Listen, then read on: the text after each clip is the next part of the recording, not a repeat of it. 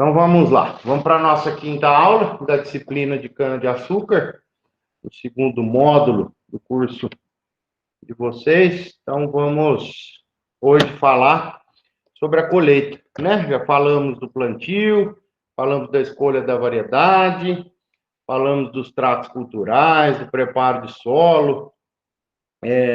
Então agora vamos falar da colheita.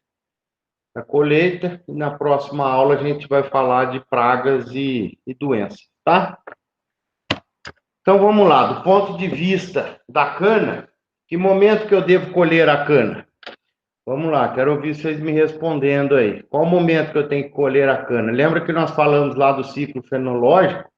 Lá na primeira aula, né, que nós falamos da botânica, da fisiologia da cana, que o ciclo fenológico tá, são 3 partes, né? Tinha até uma questão dessa lá no teste. Então tem a brotação, perfilhamento, crescimento e maturação. Em qual fase da planta que eu tenho que iniciar minha colheita? Vamos lá. Na brotação, no perfilhamento, no crescimento ou na maturação? Não. Na maturação lá, quando... Maturação. Isso aí.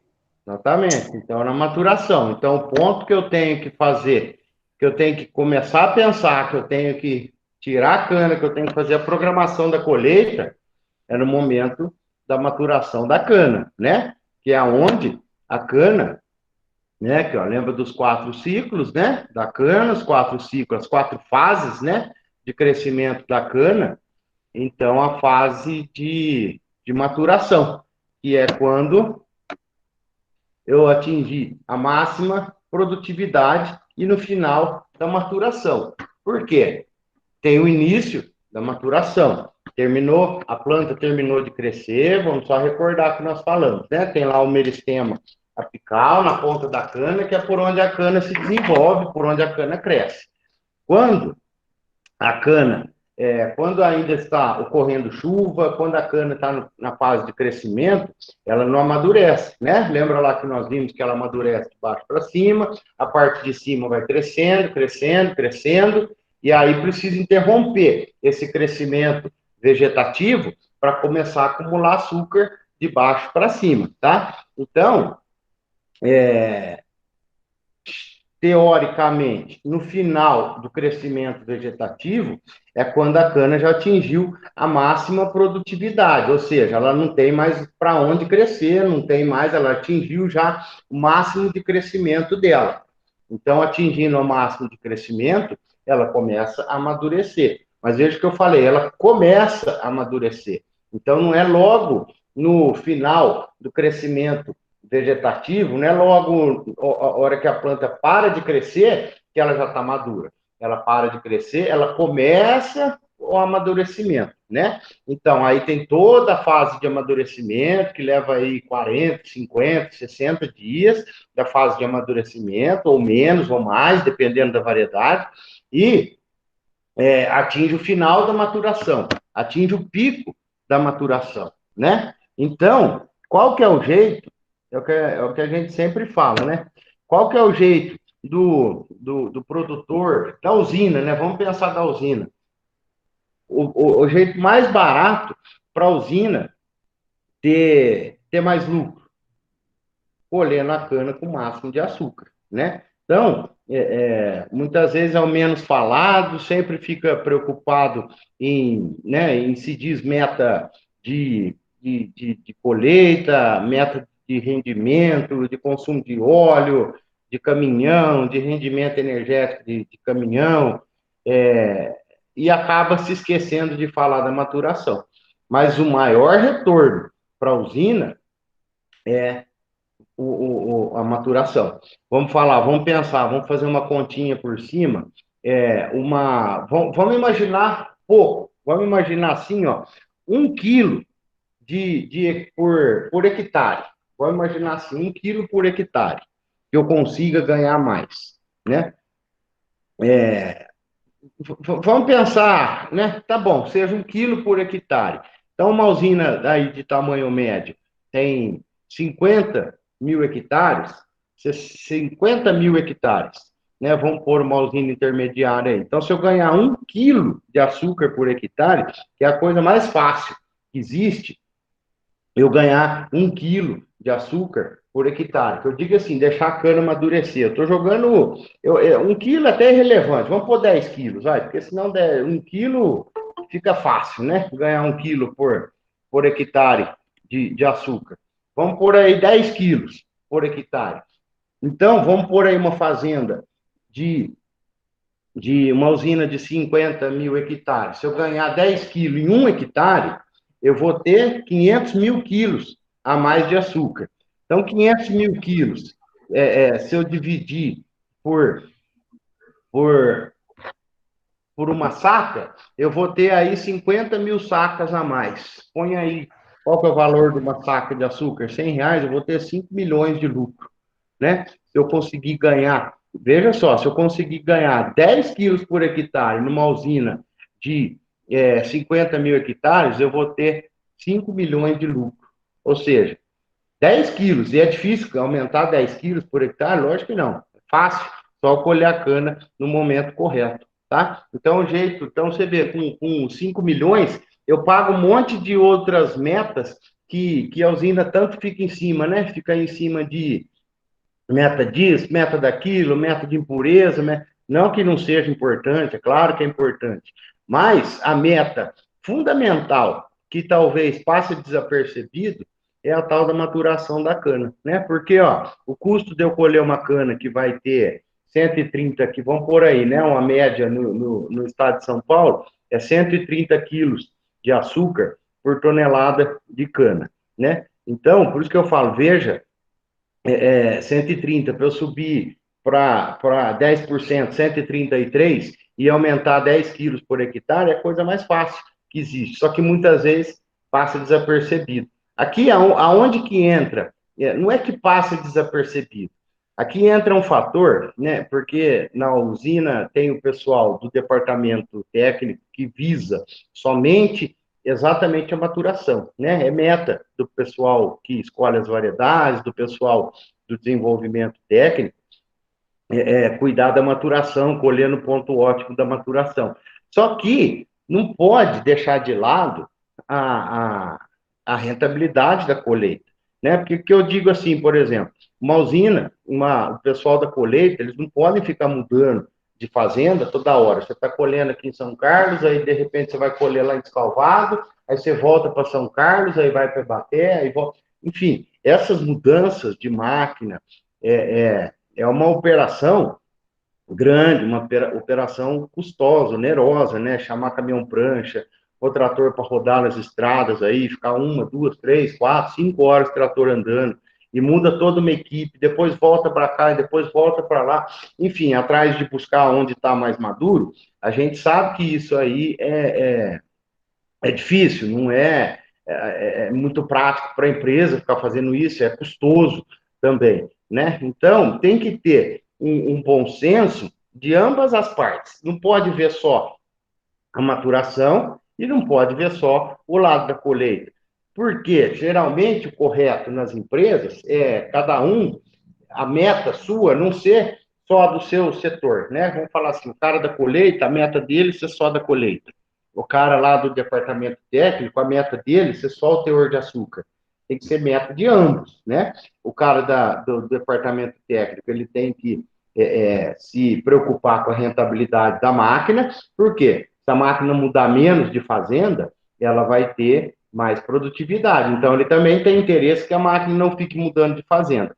E o cara da máquina, ele também tem que ter como meta o teor de açúcar da cana, porque ele também não vai querer, para não ficar fazendo mudança das máquinas, ele também vai querer buscar essa maior rentabilidade de açúcar também, tá? Porque a maneira mais em conta, mais barata e a que dá mais lucro para a usina é essa, você buscar o teor de açúcar da cana, tá? Então é um fator aí de alta rentabilidade. Então, o que a gente vê na prática é isso, que o pessoal da colheita quer continuar naquela fazenda e o pessoal do departamento técnico que visa a maturação, que é ficar mudando de fazenda para ir buscar a cana mais madura. Então, tem que ter um bom senso entre essas duas áreas e saber que ambas é importante. Aí entra também um outro fator do pessoal do plantio,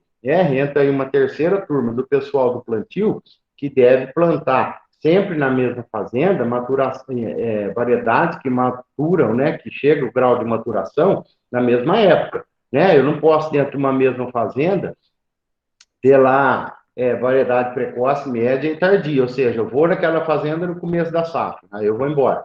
Aí eu volto na metade da safra, aí eu vou embora e volto no fim da safra. Não, isso aí é uma despesa inútil que não deveria ocorrer, ou seja, quando as máquinas estão naquela fazenda, teoricamente eu tenho que ter a mesma variedade e que eu entre naquela fazenda e colha ela toda. Eu não posso começar e vou embora e volto, e vou embora e volto, né? Eu tenho que chegar numa fazenda e colher ela inteira, porque as máquinas vão me dar bom rendimento. Agora, eu só vou colher aquela fazenda inteira se ela foi plantada com a mesma variedade, onde tem a maturação na mesma época, né? Então, é um princípio que tem que ter. Então, ó, o pessoal, e o que ocorre muitas vezes? O pessoal do plantio é um grande gargalo também, né? Um grande problema quando você pergunta para o encarregado do plantio, pergunta para ele qual é a melhor variedade para plantar naquela fazenda, ele te responde que é a muda mais perto. Isso é um grande problema, né? A gente ouve muito. Qual que é a melhor variedade? Ah, que a muda está mais perto. Não. A melhor variedade é aquela que vai amadurecer mais quando as suas máquinas estiverem passando naquela região, né? Então, a melhor variedade é essa, aquela que está dentro de uma programação, que toda fazenda seja plantada com a mesma variedade, e quando as frentes de colheita estiverem ali, todas as variedades daquela região estão maduras, tá? Não posso ter na mesma região variedade com 3 ciclos diferentes. A mesma fazenda, né? Às vezes na região é inevitável, né? Até porque uma frente vai estar de colheita, vai estar numa região, e ela permanece naquela região, então ela tem que ter cana o ano inteiro. Mas dentro da mesma propriedade, né? Por que eu estou dizendo isso? Imagina uma colhedora trabalhando, aqui tem um talhão, aqui tem outro. Aí ela colhe só esse talhão aqui e vai embora. Aí depois dali 1, 2, 3 meses ela volta para colher o talhão vizinho. Então isso é inviável, né? A colhedora tem que chegar aqui e colher todos os talhões, passar em linha reta, colhendo tudo. Então essa é o principal objetivo aí que deve ser buscado tanto pelo pessoal do plantio, da colheita e do departamento técnico, tá? Então, a cana atingiu seu pico de maturação, né? Veja aqui, ó, agosto, setembro, né? Um exemplo de algumas variedades aqui que é de ciclo tardio. Então, ó, essa cana aqui, ó, tem que esperar colher aqui, ó, em setembro, porque é quando está no máximo. Se eu colher ela em julho, ó, ela não está no máximo de açúcar. Se eu colher ela aqui em novembro, essas aqui já perderam açúcar. Então, eu tenho que atingir o máximo. Aí sim começa a falar de vamos começar a safra. Quem é da usina sabe que é uma verdadeira operação de guerra, né? Por quê? Eu pus o comparativo aqui, veja uma diferença, né? Uma equipe indo para a guerra e uma equipe indo para começar a safra. É a mesma coisa, né? Só muda o objetivo, mas a quantidade de gente envolvida, a quantidade de máquina, caminhão, ônibus, colhedora, trator, é gigantesco, né? Quem já teve oportunidade de fazer o primeiro dia de safra numa usina, quando toda a equipe, geralmente no dia anterior, né?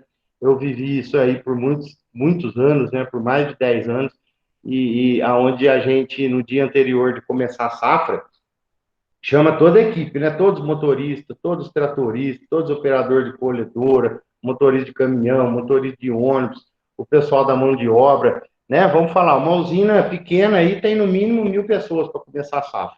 Uma usina intermediária pode pôr 2.000, a usina grande tem 3, 4, 5.000 pessoas para fazer a safra. Então, uma verdadeira operação de guerra, né?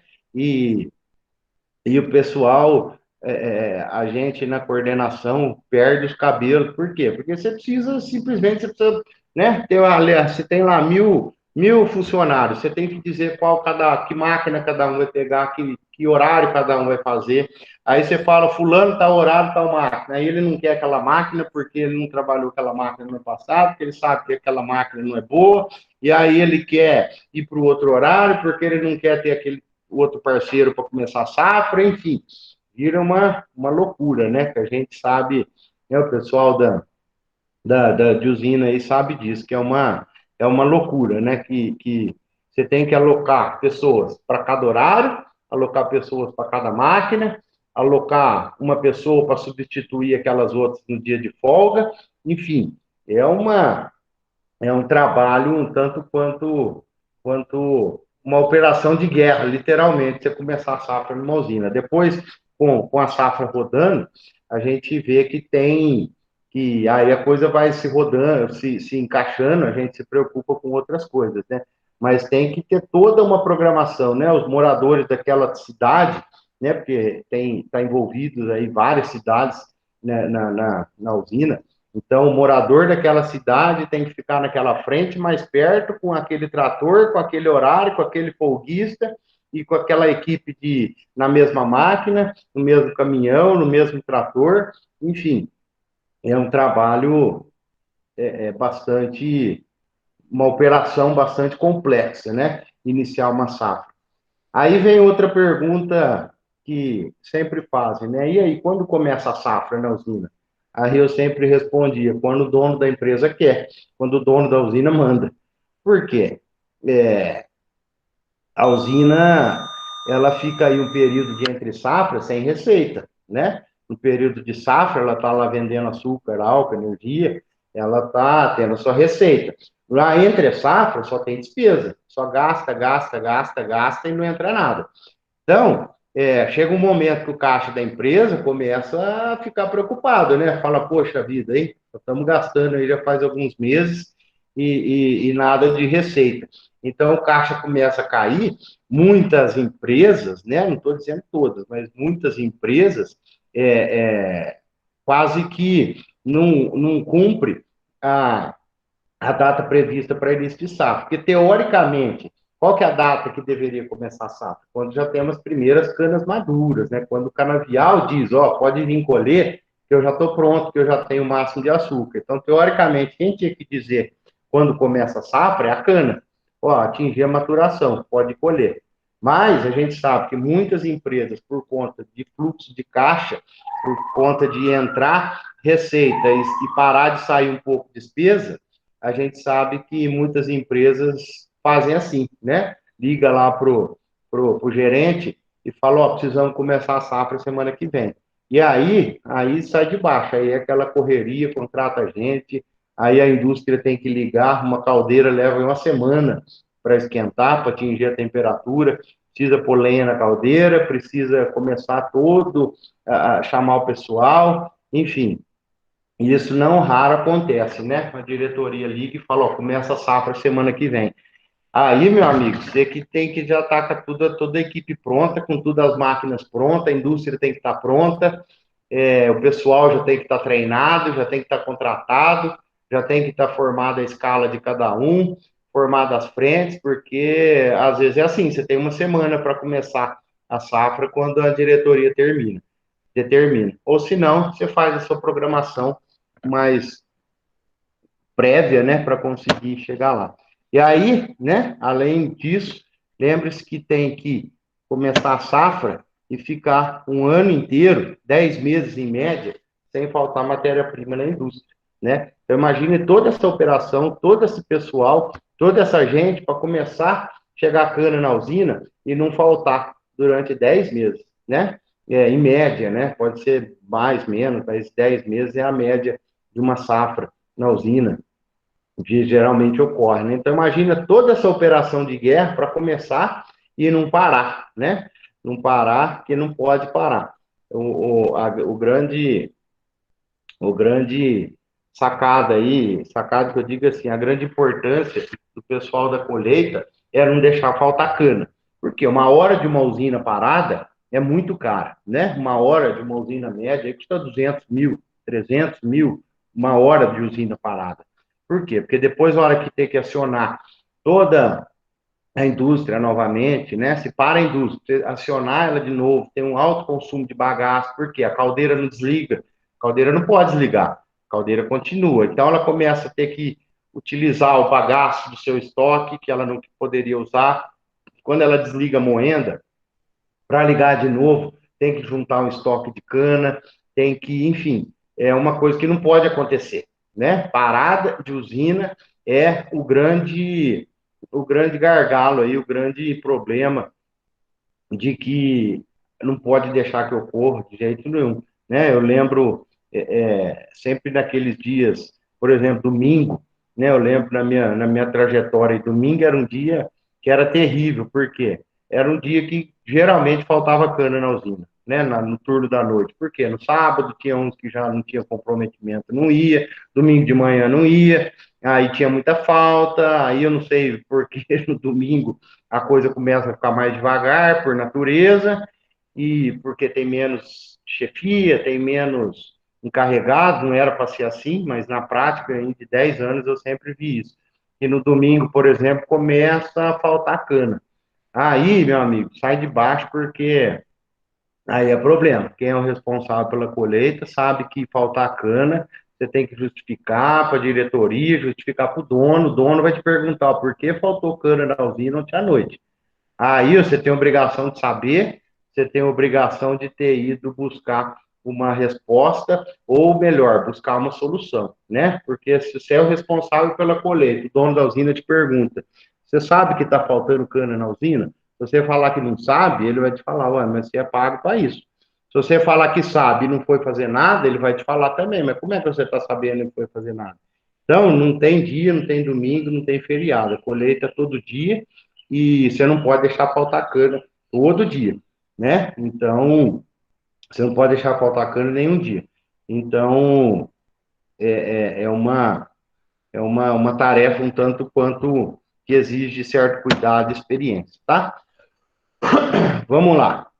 Sistemas de colheita. Temos um manual e mecanizado. A gente sabe que o manual está cada vez mais entrando em extinção aí, sendo cada vez menos utilizado, né? Ainda se colhe manual em certas regiões onde não é possível fazer a colheita mecanizada, né? Principalmente por conta de declividade.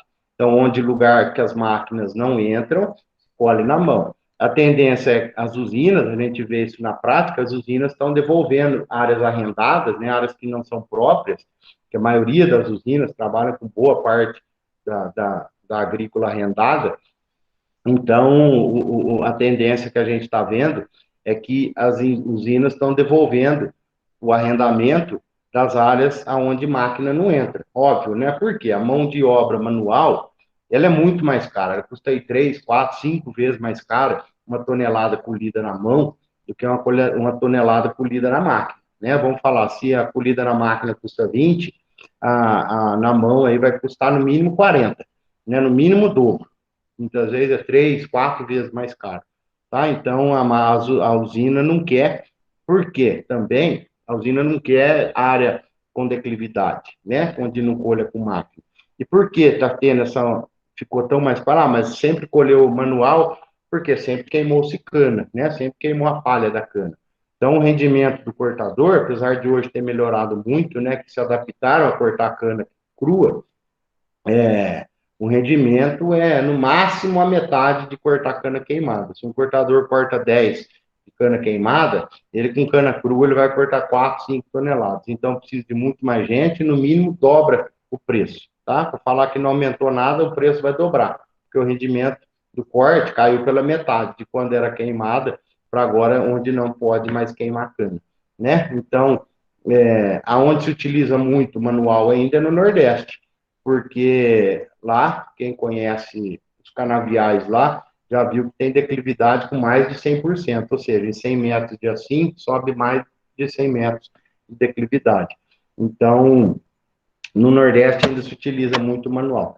Então, vamos, né, falar, dentro de uma usina, nós temos esses departamentos, né, que é o pessoal do preparo, do plantio, do corte, carregamento e transporte, é o tal do CCT, que a gente, né, tem lá um departamento de CCT na usina, ou CTT, né? Sempre falou-se CCT, que é corte, carregamento e transporte, mas hoje o carregamento é o transbordamento, né? Então, muitas usinas chamam de CTT, corte, transbordamento e transporte, tá? Então, geralmente, para cada área dessa aqui, tem um encarregado, tem um gerente, tem um supervisor, um líder de preparo, de plantio, aí é o mesmo supervisor, gerente, encarregado de corte, carregamento e transporte.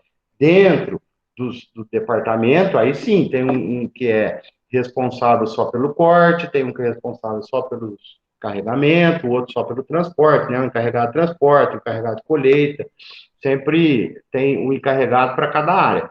Mas a gerência, o departamento, o custo, o orçamento, a despesa, considera os três como uma coisa só, né? Porque os três não andam separados. O corte, o carregamento, o transporte, ou corte, transbordamento, transporte, andam juntos. Então, esse departamento na usina, apesar de serem três operações distintas, trabalham juntas, né? Um não trabalha sem o outro. Então, aqui dentro da usina acaba sendo um departamento só, tá? Porque o preparo de solo anda separado do plantio. Separado assim, você precisa ter o preparo para o plantio, mas só que o preparo não está junto com o pessoal do plantio. O pessoal do preparo está rodando antes do pessoal do plantio, lógico, né? Não pode deixar o preparo, o plantio encostar no preparo. O pessoal do preparo está lá trabalhando sozinho antes. O pessoal do plantio está trabalhando depois, o pessoal do trato está trabalhando depois da colheita. Agora, esse pessoal aqui anda junto, do corte, do transbordamento e do transporte. Então, tem que ser a mesma equipe, tem que ser. Eu já, uma vez, já tive, né, por determinação da empresa, eu ficar o responsável pelo corte e o transbordamento, e vinha um outro que era o responsável pelo transporte. Na prática, a gente viu que não dá certo, por quê? Porque metas são diferentes, né? O cara do transporte quer ver a meta só dele e acaba tendo dificuldade. Então, uma vez tivemos uma ordem da diretoria para ficar um gerente de corte e carregamento e outro gerente de transporte, não deu certo. Tivemos que unificar de novo, porque os três não tem como andar separado, né? Tem que ter, o transporte tem que estar junto com o corte, com o carregamento, tá? Então, CCT ou CTT, que é o corte, transbordamento e transporte, tá? Então, na colheita manual tem a cana queimada e a cana crua. A gente sabe que, pelo protocolo, desde 2007, tinha um prazo até 2017, né? O protocolo no estado de São Paulo, que até 2017, nas áreas onde não se colhe com máquina, também já não podia mais queimar. Né? Até 2010, até 2014, as áreas onde tinha declividade ainda podia cortar. Agora, nem as que não têm declividade não pode cortar. A lei nacional é essa aqui, 2021-2031, área aonde pode colher com máquina, fora do estado de São Paulo, até 2021, até o ano que vem, podia queimar, e até 2031, toda a área no Brasil não pode mais queimar. Falar, mas em São Paulo isso ocorre faz tempo. Sim, ocorre faz tempo. Por quê? Quando saiu essa lei nacional, né, de áreas até a área onde máquina entra, você pode queimar até o ano que vem. E a área onde máquina não entra, até 2031, você não pode mais queimar, o Estado de São Paulo antecipou, né? Até um protocolo interessante, porque pensou-se, olha, se nós não vamos poder colher lá na frente, já vamos parar de cortar com máquina agora, né? Então, o Estado de São Paulo erradicou a queima bem antes da lei nacional, tá? Então, a cana queimada manual não pode mais ocorrer. Falar, mas eu vejo lá na beira da pista alguém cortando manual queimado, mas daí foi incêndio. Pode ter certeza que foi incêndio, porque queimar por programada, né, tem que pedir autorização para a CETESB, a CETESB não autoriza mais a queima, né? Então, vai falar assim, mas então a usina põe fogo e fala que foi acidente. Não, longe disso, não vamos entrar nesse debate, porque a gente sabe que isso não acontece. A usina não põe fogo para cortar cana queimada, não. É incêndio, pode ter certeza disso. Ou é algum incêndio, pode até ser um funcionário da empresa, mas fazendo de maneira criminosa, para prejudicar alguém, para prejudicar a empresa. Porque o grande prejudicado, quando tem cana queimada, incêndio, é a própria usina, tá? Certo? Então, olha lá, como eu estava dizendo, que no Nordeste, o corte manual ainda é utilizado onde relevos ultrapassam 100%. Ou seja, lá no Nordeste, uma área dessa aqui, ó, a gente não consegue colher com máquina, óbvio. E lá, muitas áreas, né? Grande parte do canavial no Nordeste está em declividade nesse tipo, né? Então, lá, essa aqui é uma usina, eu fui lá no perto de Recife, ela, a área dela é totalmente assim. A área dela é toda com mais de 100% de declividade. Então, aqui o plantio é feito em covas, né? Aqui não consegue fazer a sulcação, o preparo e o plantio. Pessoal, dá 5 minutinhos aí. Eu preciso aqui, só um minutinho.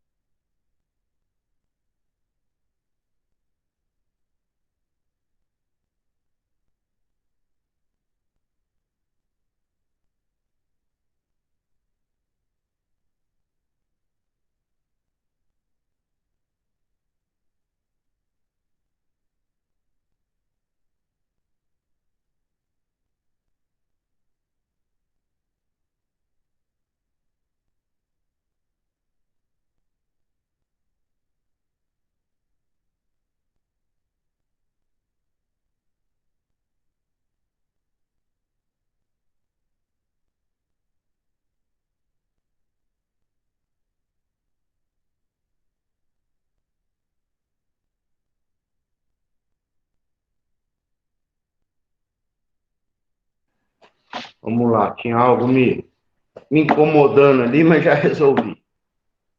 Ah, então vamos retornar aqui. Está falando da cana manual, né? Que em boa, no estado de São Paulo, conseguiu fazer a erradicação da queima bem antes, mas no Nordeste ainda é feito, ainda é muito utilizado o corte manual. Lá eles têm até 2031 para erradicar a queima, né? Então lá ainda tem muita área queimada.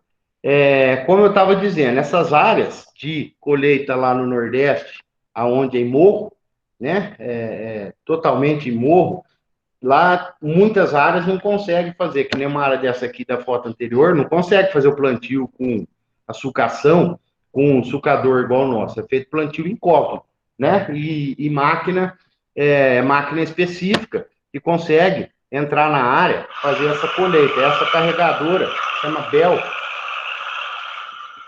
ela tem uma rodinha atrás, duas rodinhas na frente e uma rodinha atrás. Então é uma máquina que é adaptada. Lá no Nordeste, a carregadora é essa.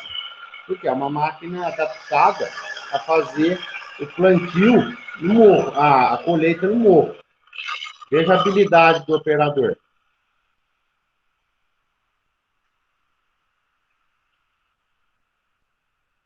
Então, o que ele faz? O trator não entra. Aliás, desculpa, o caminhão não vai entrar lá para carregar. Então, essa carregadora Bell, ela desce e colhe e carrega toda a cana que está lá embaixo e leva até lá em cima. Deixa lá perto do caminhão, vai levar lá no caminhão lá em cima. O caminhão é diferente das áreas planas aqui no Sudeste, o caminhão entra. Lá o caminhão não consegue entrar no morro, né? O caminhão fica parado lá na estrada, a Bel que desce lá e pega. Essa porra, rapaz! Oh, desculpa aí que eu não cortei o microfone do cidadão aqui.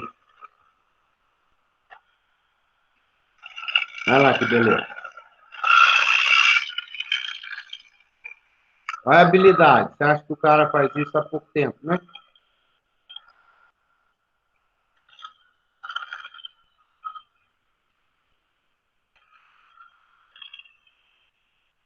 Aê, fica bem. Então vê que a, a rodinha atrás não encosta no chão, né?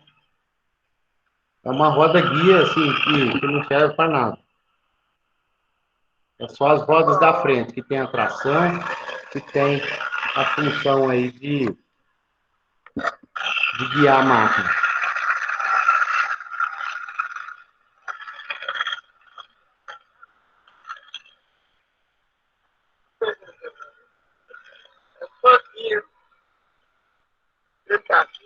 Então ele leva toda a cana lá para cima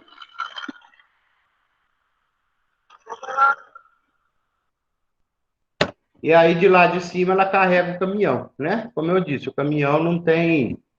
Vocês conseguiram ver o vídeo normal aí? Tem? Viram aí? Que às vezes eu acho que tá passando aí, não tá. Pegaram o vídeo normal aí, pessoal? Passou normal, né? Até escutou o cara xingando lá, outro. Não entendi. Nós escutou até o rapaz xingando lá.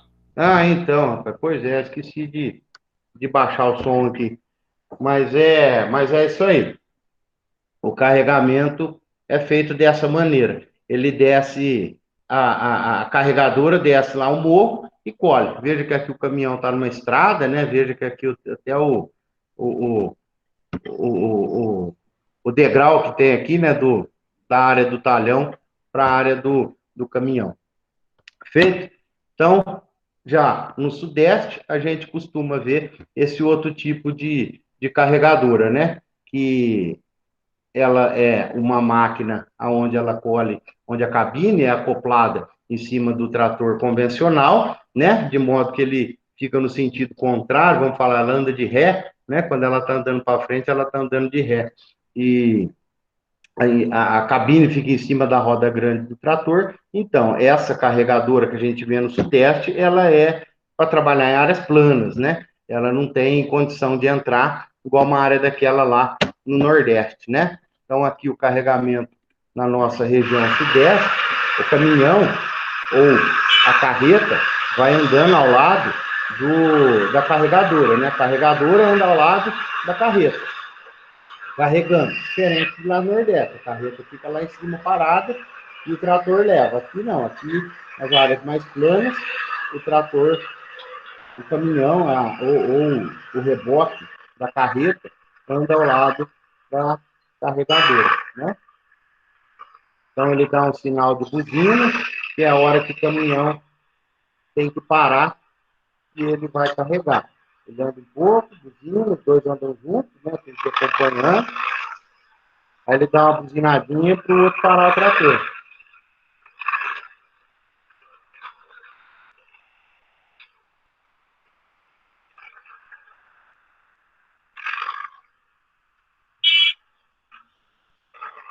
Ele avisa a hora que é para parar, para ele jogar o peixe de cana. O Elton está perguntando se tem desperdício. Tem, fica bastante cana para trás, no caso da cana inteira. Aí, geralmente, tem usina que dependendo, geralmente assim, dependendo do quanto que tem esse desperdício, que é a perda, né, que você falou, Elton, dependendo do quanto que fica para trás, aí que a usina manda uma equipe que chama bituca, né? O que é bituca? É o resto que sobrou. Então vem uma equipe atrás que faz o carregamento carregamento, recolhimento, né? Com a mão mesmo, recolhe essas canas que ficaram para trás, fazem montes lá dentro da área e depois a carregadora retorna catando esses montes que ficou para trás. Mas tem muito desperdício, sim, inclusive em cana de primeiro corte, cana muito tombada, cana muito torta, que a pessoa, o cortador no facão, para ele conseguir, a cana está toda entrelaçada, então para ele conseguir cortar, tirar aquele entrelaço, ele pica a cana. Não pode, por quê? Porque depois a carregadora não vai conseguir pegar. Vamos falar assim, a garra da carregadora ela tem 1 metro de distância. Então, se você tiver uma cana menor de 1 metro, a hora que ela pega, a cana acaba ficando no chão. Isso aí é um desperdício. Essa cana vai ficar para trás porque a carregadora não consegue pegar. Então, sempre diz isso para o cortador, né? Não corta cana pequena porque a carregadora não pega. Então, e mesmo assim, mesmo cortando cana grande, tem cana que ou passa por baixo. Isso aqui, ó, é um rastelo que chama, né? Então, aqui, ó, é um rastelo aonde aqui vai juntando a cana. Né? Então, o trator vai andando, aqui tem um rastelo, essa cana vai entrando aqui, forma um bolo, aí ele baixa a lança, agarra e pega. Então, tem muita cana que a hora que ele está fazendo o rastelo aqui, que não pode, tem toda uma regra, né? Que ele não pode o rastelo raspar no chão, porque senão suja a cana, leva terra para os índios, então tem que ter todo um cuidado aí para fazer esse rastelo. Mas tem cana que cai para fora do monte, né? A hora que ele está rastelando, tem cana que cai para cá, aí essa cana sim vai ser um desperdício, essa cana vai ficar para trás.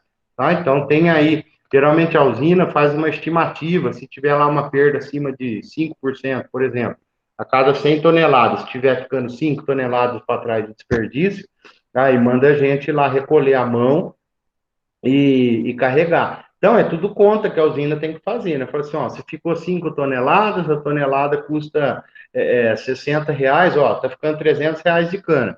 Quanto que vai me custar mandar a gente lá? Vai ficar 200? Opa, compensa. Ó, vai ficar R$ 400 para buscar R$ 300 de cana, então não compensa. Então, é sempre isso, né? O ponto que compensa. Então, cada usina estima aí uma quantidade de perda que ela admite que fica lá, que fica mais caro. O ideal é que não fique nenhuma, né? Que não tenha desperdício nenhum. Mas é tudo uma conta que tem que fazer, né? Então tem usina que fala, ó, se ficar 5% da cana para trás, manda a gente lá catar. Se ficar menos que isso, aí já não paga o pessoal que vai ficar para trás, a carregadora que vai ficar para trás para catar esse desperdício, essa cana que perdeu, tá? Dificuldade de entrar com o caminhão no meio do talhão da cana existe, né? Principalmente isso aqui, ó. O caminhão, ele com excesso de peso ou com o peso normal dele, muitas vezes o pneu afunda, né? Às vezes pega um formigueiro, por exemplo, um solo mais solto, um caminhão muito pesado, então ele tomba com facilidade. A gente, né, vê muito isso aí.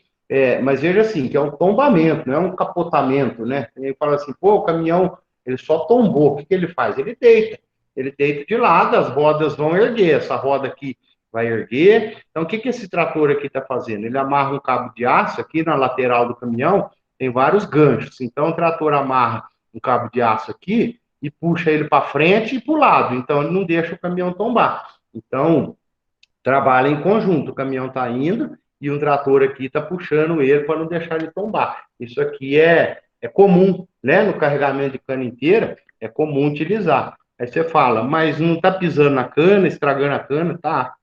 Por isso que hoje tem essa vantagem, né? Quando diz que a colheita mecanizada perde, mas olha aqui a perda que tem também de soqueira, né?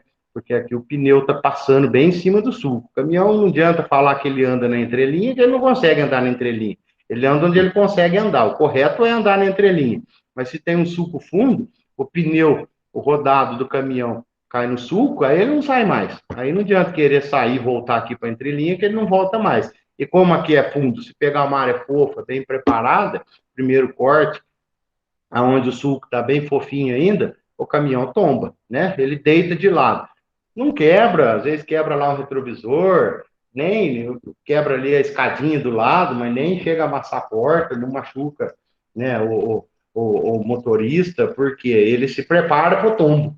Ele, não estou dizendo que isso acontece, que é para acontecer, não é para acontecer, não é para tombar, não é para cair, que eu estou falando o operador não machuca, o motorista não machuca, porque assim, o caminhão vai tombando devagarzinho, tombando, então o cara se prepara que o caminhão vai tombar. O que ele faz? Ele segura na porta assim, bota o pé na outra porta, e o caminhão tomba, ele cai em pé. Ou seja, assim, não tem acidente, mas é uma coisa fácil de acontecer no carregamento da cana inteira por conta do trator, do caminhão tombar, tá? Então, deixando a cana inteira de lado, a cana manual de lado, vamos falar da mecanizada, que é onde hoje a maioria da, da colheita é realizada através de máquina, tá? Então, essa é uma carregadora, uma colhedora mecânica, que, teoricamente, em áreas com mais de 18% de declividade, ela não consegue colher. Por quê? Imagina uma curva de nível numa área de 18% de declividade natural do terreno, essa curva de nível é para 25%, ela vai tombar em cima da curva, ela não pode colher cana em cima da curva. Então, tem um número aí que 18% de declividade é o máximo que ela consegue trabalhar sem tombar, tá? Porque máquinas altas, são máquinas bem altas, onde o centro de gravidade dela é muito alto, e ela tomba com facilidade também. Então, do mesmo jeito que nós vimos o caminhão tombar, a colhedora também tomba. Pode tombar? Não. Quando a colhedora tomba, aí o acidente é mais grave. Aí danifica a colhedora, machuca o operador, né? Porque ela é muito alta, muito pesada. Então, a colhedora não pode tombar de jeito nenhum. Não que o caminhão pode, o caminhão também de cana inteira também não pode. Mas vamos esquecer a cana inteira manual, que, bem dizer, a gente não faz mais hoje. Mas a colhedora não pode tombar de jeito nenhum. Então, tem um índice aí de declividade, 18%, que é o que se diz aí que é o máximo que pode, porque a hora que chegar na curva ela vai tombar.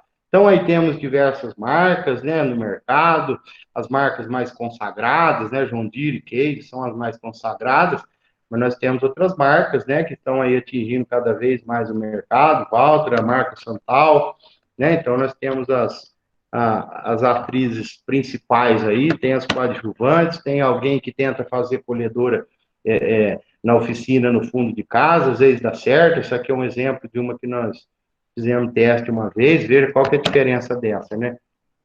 Olha aqui, essa aqui, ela não tem aquele, o limpador, depois eu vou mostrar cada parte da máquina, né? Mas ela é uma máquina baixinha para a área mais, para pequenos produtores, para a área mais com declividade, né?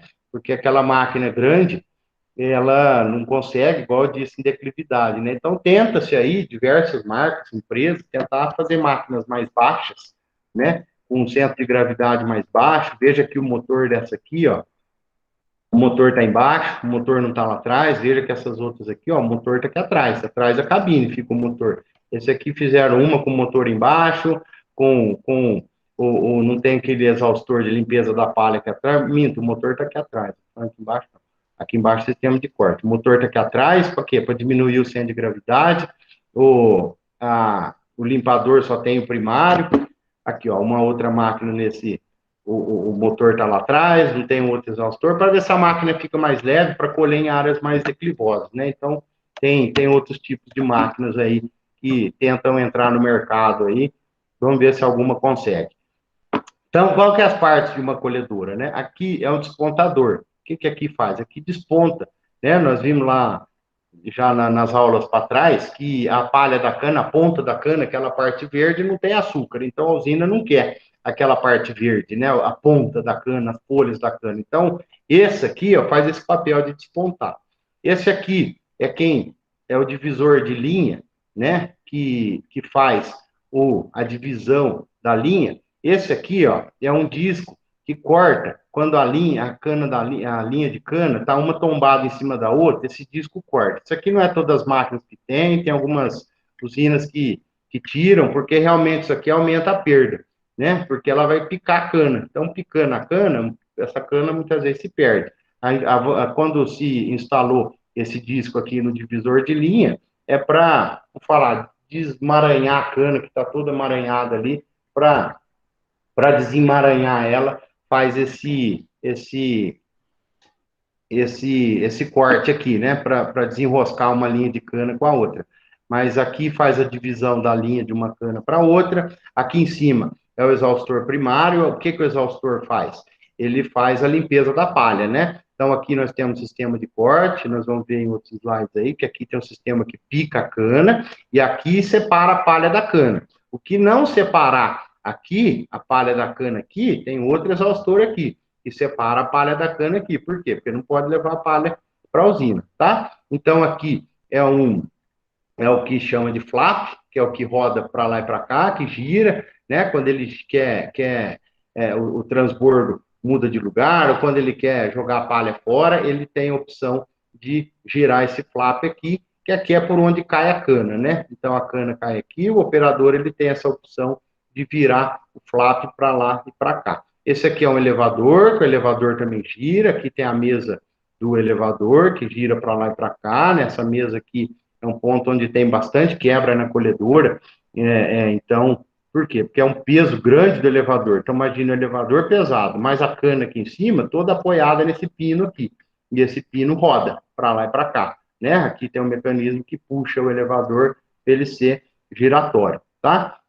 Aqui dentro fica o rolo picador, aqui tem um rolo que pica a cana, e aqui tem um rolo que alimenta de cana no interior da máquina, né? Olhando a máquina de frente, é assim, aqui, ó, quem divide a linha de cana, aqui, ó, divisores de linha de cana, aqui tem um rolo que ele tomba a cana, por quê? Porque a cana, quando você empurra ela para frente, para cortar o pé dela, é mais fácil do que assim, né? Então, esse rolo tombador, ele tomba a cana para frente, o corte vem e corta aqui. É mais fácil, né, você empurrar para frente, cortar, é mais fácil do que você só cortar. Então, ela dá um empurrão para frente e vem e corta embaixo, tá? E aqui é o sistema de corte de base, né? Aqui, ó, o corte de base. E aqui é o sistema que levanta a cana depois que corta. Então aqui empurra para frente, corta e levanta a cana para jogar lá para dentro, tá? Já levanta, é o rolo levantador da cana já cortada. Aqui é o rolo alimentador, o que? Lá do interior da máquina. Então cortou aqui, caiu aqui nesses bolos e aqui em cima vai picar, né? Nós vamos ver como é que é o picador. Então aqui, olha lá, o despontador que eu tinha falado, que é onde tira as folhas verdes. Esse aqui é um disco de corte que é usado ou não por algumas empresas. Esse aqui é o extrator primário, que fica embaixo. O extrator secundário, aquele que fica lá em cima do elevador. Então, o sistema, olhando por dentro, um desenho simples, ele funciona dessa maneira, né? Então, vem aqui, ó, aqui teve o divisor de linha, aqui vai ter o rolo que tomba a cana para frente, para vir aqui as faquinhas de corte, ó. Então, aqui é o corte de base, aqui corta o pé da cana, aqui empurrou, aqui dividiu a linha, empurrou a cana para frente, aqui cortou. Aí, aqui tem o rolo levantador, que vai jogar essa cana inteira, ainda ela está inteira aqui. Ela joga aqui para cima nesses rolo alimentador, chega aqui, tem um outro rolo que fica batendo, outro rolo que fica batendo aqui, picando a cana. Aí cai a cana picada dentro de um bojo, dentro de um cesto. Aqui dentro desse cesto, o exaustor, ele roda no sentido de puxar, por isso que é um exaustor e não um ventilador. Então, aqui esse exaustor roda no sentido de puxar a palha da cana. Então, aqui picou e aqui puxa o que é palha. Joga uma parte da palha aqui. A cana picada sobe no elevador e a palha que esse aqui não conseguiu retirar, esse aqui retira, tá? Então, esse é o sistema de corte de base, o sistema de rolo, o sistema de facão, que é o facão. Por que é o facão? Porque tem as faquinhas, né? As faquinhas é que fica lá no corte de base e o facão é o que fica lá em cima picando a cana, tá? Então, aqui tem a saída da cana picada e aqui o outro sistema, o segundo sistema de limpeza. Então, é sempre aqui, ó, a parte dos defletor, dos pirulita, a parte do corte de base, o sistema de rolo de alimentação, o facão e o elevador extrator. Então, veja que aqui, quantas operações que se faz numa colhedora, né? Então, lembra que manual tinha que, uma equipe tinha que cortar, outra equipe tinha que carregar. Aqui não, aqui já corta e carrega, né? Então, ó, tô cortando e carregando. Então, por isso que eu elimino a operação da carregadora, porque eu já corto e já carrego o transporte, tá? Esse aqui, ó, é o sistema, mostrando aqui o sistema do corte de base. Como que é o sistema de corte de base? Esse pedaço aqui, ó, é um disco onde fica inserida essas faquinhas, né? Então, veja que aqui esse disco tem os furos. Esses furos aqui, parafuso é nesses furos da faquinha. Então, nós temos faquinha de diversos modelos, né? Faquinha com corte dos quatro lados, faquinha com mais furos, faquinhas com menos furos, faquinha com corte só de dois lados, enfim.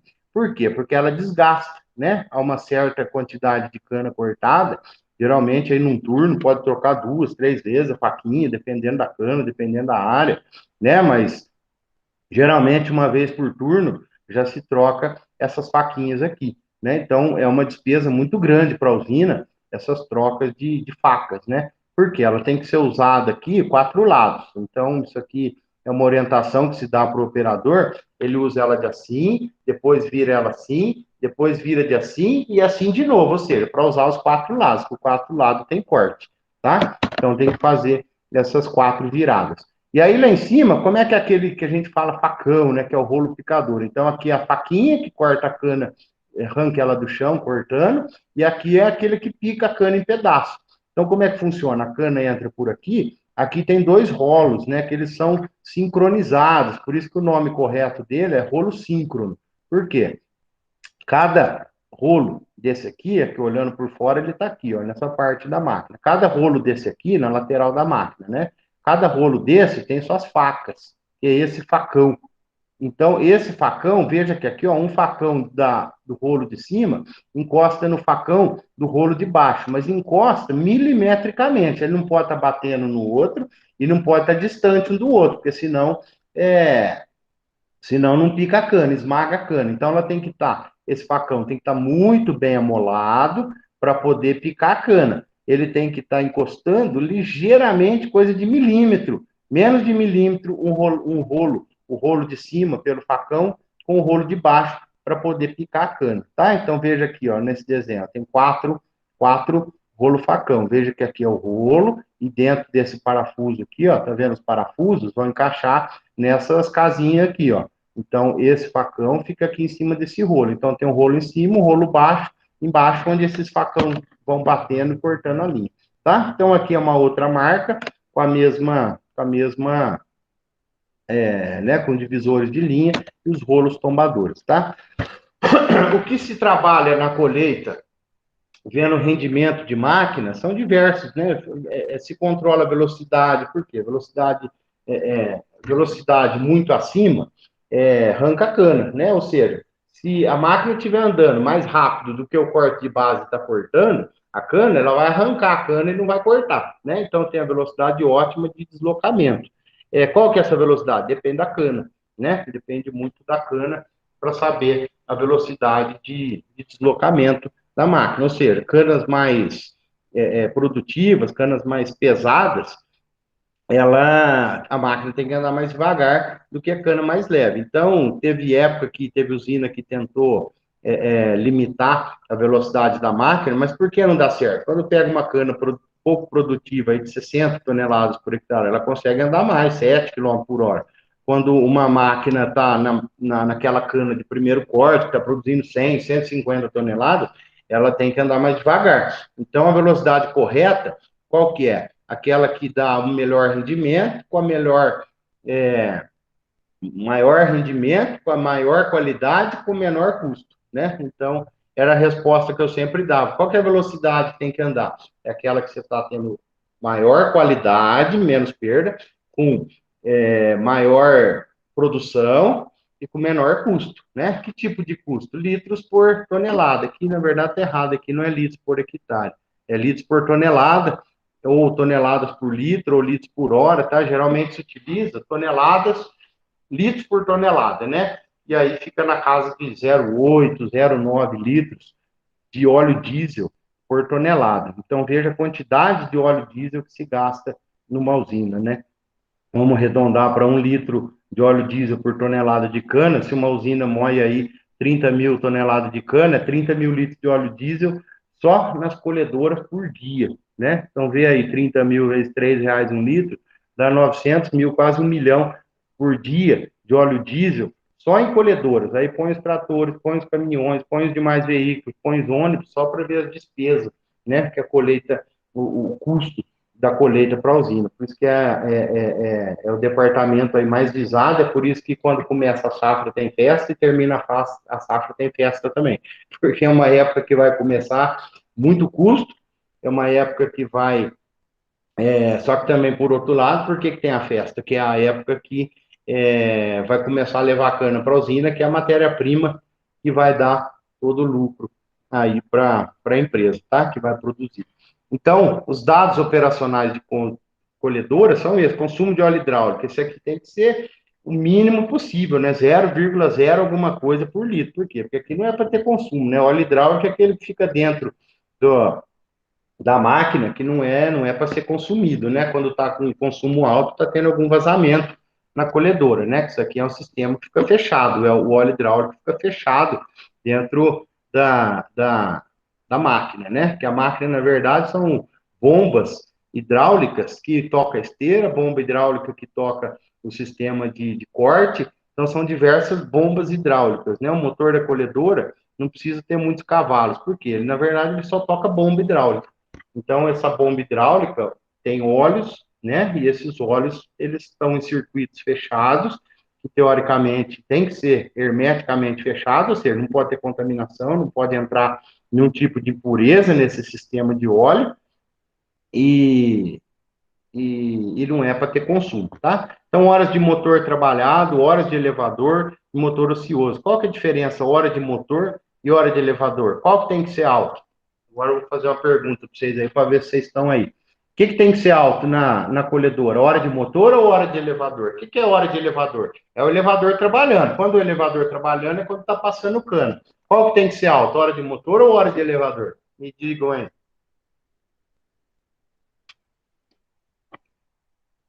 Hein? Quem está aí para responder? Eu acho que é de motor. Sei lá. Olha lá, tá 1-1. O Gustavo acho que é de motor, o Elton fala que é de elevador. É, elevador. Elevador, exatamente. Por quê, ô Gustavo? Porque, imagina assim, se o motor tá ligado e a máquina não tá colhendo, né? A máquina tá parada com o motor ligado. Então, se eu falar pro operador assim, para assim, ó, quero bastante hora de motor, ele vai lá largar o motor ligado. A hora de manobra. Imagina a hora que ela chega no final do talhão, ela vai fazer a manobra. Então, o motor está ligado, ela não está colhendo. Quando o elevador está funcionando, é porque ela está colhendo cana. Então, eu tenho o controle de hora de elevador e o controle de hora de motor. O ideal é quanto mais perto a hora de elevador, estiver perto da hora de motor. Ou seja, ela está ligada colhendo, ela não está ligada parada. E motor ocioso é um motor desligado. Então, o ideal é que a hora de elevador seja próximo da hora de motor, que todo o tempo que ela teve ligada, ela teve colhendo cano, o elevador teve funcionando, tá? E motor ocioso é a hora que o motor, o tempo que ficou ligado. Vamos falar um número, o Alexandre vai saber me responder. O número de hora de elevador, número de máquina, número de horas de motor trabalhando por dia, né? Das 24 horas por dia, quanto que está dando aí, Alexandre? Horas trabalhadas por dia por máquina. Ah, aqui tá ficando. Aqui a gente olha. A gente fala. A gente entra como produtivo corte e manobra, né? A meta tá em torno de 14 e pouco, mas é difícil de atingir. CVD das 24 é difícil chegar nas 14 e pouco trabalhado, que é corte e manobra, né? Eles contam como meta isso daí. Então, hora de motor. E a hora de motor. Nesse caso aqui entra a hora de motor, mas não assim, mas se o operador estiver deslocando, aí entra como improdutivo, sabe? A máquina não Sim. pode andar assim, que nem aquele negócio, vou andar, vou pegar o carreador, sair andando no carreador, aí entra como improdutivo isso daí. Hora de motor funcionando e improdutivo, isso aí. Então, veja só que o Alexandre falou, né? Das 24 horas por dia, vocês trabalharem 14, é uma meta. Dá para melhorar um pouquinho, né, Alexandre? Dá para chegar nas 16 horas aí. Já já aumenta a meta. Por quê? Você vê que dá 24 horas por dia, trabalhou 14. Ou seja, 10 horas fez o quê? Fez manobra, 10 horas fez mudança de frente, fez, né? Apesar que a mudança de frente, a colhedora não vai andando, né? Ela vai em cima do caminhão. Mas mudança perto de um talhão para o outro, dentro da mesma fazenda, ela vai andando. Ou seja, trabalhou 14 horas. Agora, dessas 14 horas, a hora de elevador vai dar muito menos ainda, vai dar 8, 9, 10 horas que ela realmente colheu. Então, por isso que é uma meta importante na usina. E se vocês fossem dono de uma máquina, vocês iam falar a mesma coisa, né? Agora, poxa, eu compro uma máquina de R$ 1 milhão por vocês e das 24 horas por dia você trabalha 14. É isso mesmo, das 24 horas por dia trabalha 14. O restante, o que a máquina tem que fazer? Tem que fazer as revisões, tem que abastecer, tem a troca de turno, tem mudança de frente, mudança de talhão, né? Tem as horas que precisa trocar faquinha, hora que precisa trocar facão, hora que precisa lubrificar, né? Então, tem um monte de operação. Precisa limpar a palha, muitas vezes, lá do motor quente de palha, precisa ver os facões, precisa ver o despontador, enfim. Então, você vê que das 24 horas por dia, 10 horas ela fica parada e 14 trabalha. É um número que as usinas trabalham por aí, tá? Então, isso é uma meta da colhedora, é uma meta aonde se mensura a produtividade da colhedora, tá? Então, depois que colheu, faz o transbordamento. O que é o transbordamento? É onde o trator carrega, né? Que a colhedora não carrega o caminhão. A colhedora carrega o trator e quem carrega o caminhão é o trator, né? Então, isso aqui, ó, chama transbordo. Isso aqui é um transbordamento, ó. Então, nós temos transbordo de 7 toneladas. Veja que aqui eles têm os pneus mais largos, por quê? Pneu largo compacta menos o campo, né? É física, né? Como é que é a formulinha da pressão? Pressão é igual força sobre área. Se aumenta a área, você diminui a pressão sobre a cana e dá menos compactação. Então, aqui, ó, aqui a composição, nós temos de diversos tipos. Tem trator, tem transbordo de 7 toneladas, tem usina que trabalha em área mais declivosa, deixa um transbordo só, ou deixa dois transbordos, tem transbordo de 7, ó, tem transbordo de 20 toneladas com 4 eixos, tem as suas vantagens, tem as suas desvantagens, vantagem de rendimento, desvantagem de manobra e compactação. Ó, transbordo de 22 toneladas, onde os eixos são independentes. Essa roda aqui, ela tem uma suspensão independente dessa, ela tem um esterçamento independente das de trás, ó, veja, lá tem pneu virado para um lado, pneu virado para o outro. Então, nós temos transbordo de 7, 10, de 20, de 22, ó, transbordo de 30 toneladas, ó, são 6, 7 eixos rodando com independência um do outro. Então, nós temos transbordo de tudo quanto é maneiro. Agora nós vamos ver João Mascari bascular uma carga. Deixa eu abaixar o som aqui. Uma carga de cana queimada. Se alguém fala algum outro palavrão aqui. Aí tá aí, ó. Essa é uma operação de transbordamento, né? Então, o trator, ele para do lado do caminhão. Aqui ele vai ter o sistema hidráulico de bomba, onde vai erguer esse pistão. E aí, com a força de erguer esse pistão, a máquina, lá atrás tem um outro sistema que faz ela tombar, né? Que é o próprio cabeçalho ali do transbordamento. Então, é assim que é o processo de transbordamento. O trator para do lado e carrega o caminhão. Quem vai lá na colhedora é o trator, com o transbordo. Alinhou muito bem o caminhão, parabéns para ele. Mascari matando a carga. Não vai cair nem um pau de cana. Pode perceber que o transbordo ainda está cheio de cana. Olha lá, minha gente. Então é isso, não pode cair cana do outro lado, né? Então, se o caminhão estiver cheio, o trator tem que andar para frente, tem que andar para trás, ele tem que voltar. Aqui entra toda uma habilidade, entra também uma questão de peso, né? O peso do transbordo, teoricamente, tem que dar um número cheio para, que nem vamos falar assim, se a carga aqui couber 3 transbordos, eu tenho que ter o transbordo da mesma capacidade para dar as 3 cargas aqui. Senão eu tenho que ficar voltando o transbordo com metade da carga, enfim, só atrasa a operação aí, né? O ideal é que, vamos falar assim, se aqui for 21 toneladas, o transbordo seja de 7 para ter 3 transbordo completo, complete a carga, né? Mas a gente sabe que não é assim, tem hora que tem transbordo maior ou menor, então vai da habilidade do operador. Então, veja lá, ele transborda, primeiro, nesse caso, o transbordo da frente, ele abaixa da frente e ergue o transbordo de trás. Tem empresa que já faz o transbordamento dos dois lados. O tamanho da altura da carga. Excelente. Excelente filmagem também do motorista 801 está participando aqui. Olha, você pode perceber que está erguendo lá na borda da carreta. Muito bom. Só ver a altura da carga. Essa carga aí não vai entrar nada, vai entrar. Então, agora ele está erguendo o transbordo de trás, né? Então, aqui que eu estava falando, será que cabe o transbordo inteiro? Será que não cabe? Aí tem que ter alguém ajudando o operador aqui, porque ele não está vendo a carga aqui.